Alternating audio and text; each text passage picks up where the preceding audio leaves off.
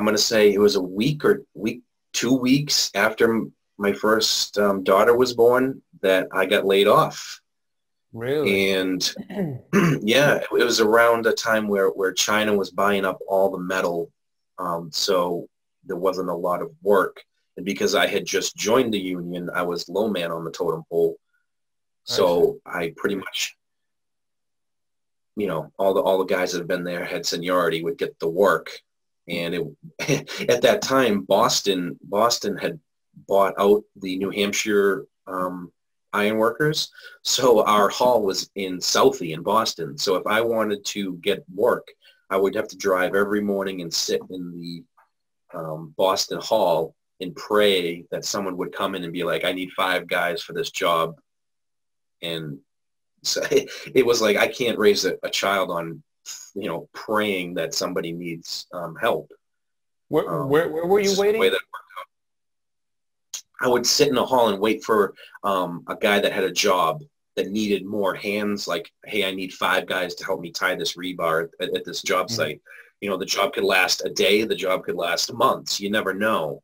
But being the low man, you just have to go down there and sit and wait. It's not like they'll call you on the phone Mhm. at your house and say, hey, meet us down there. It's whoever's down there, whoever's ready to go, you get the job.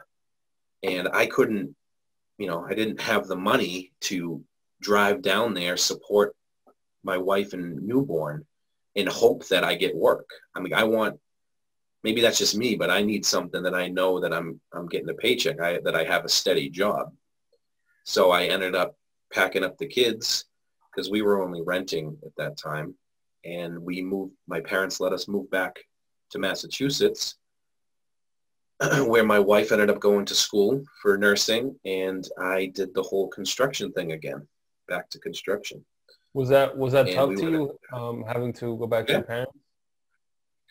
oh, absolutely. I mean, I've got you know, it's kind of a blow to you because it's like, you thought you had everything. You got your wife, you've got a child, and now you got to rely on your parents again.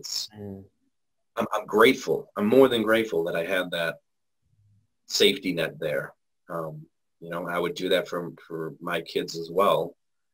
And that my parents had you know, the ability to do that for us.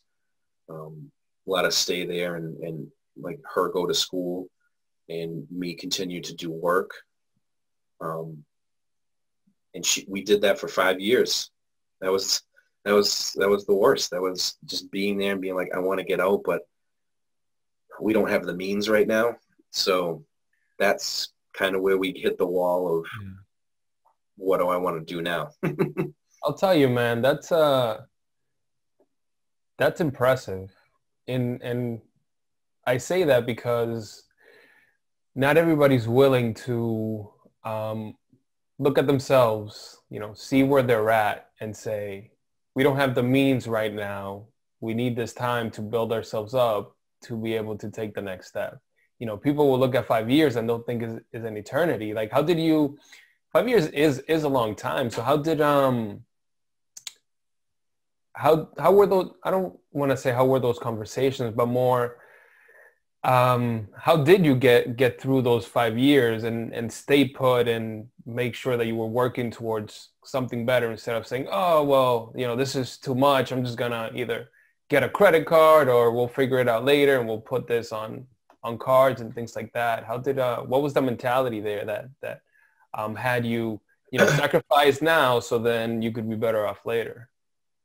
Well, that's what it was. Is I'm happy to say, and I can't even say sacrifice because sacrificing would be like buying like a studio for dirt cheap and living off scraps. I mean, we were able to have a nice place.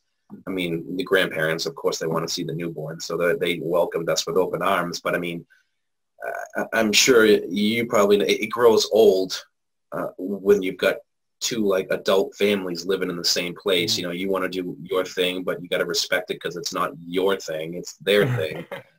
And I just kept telling myself, I mean, I made decent money as a contractor. So I just kept telling myself, you know, my wife's going through school right now. Let her finish her school. You know, that's one job that is never going to go away. You know, nursing is never going to go away in my eyes until robots do it all. But I'm like, you know, she can make, once she gets this done, you know, and she gets a good paying job, we can save the money. And that's what it was. It was just work, work, work, save the money while she went to school, you know, and she had side jobs while she was going to school. She would do, you know, she was in nursing homes, and, you know, she sacrificed a lot too. I mean, she had to move from everybody in New Hampshire that she knew and move to Mass where she knows nobody.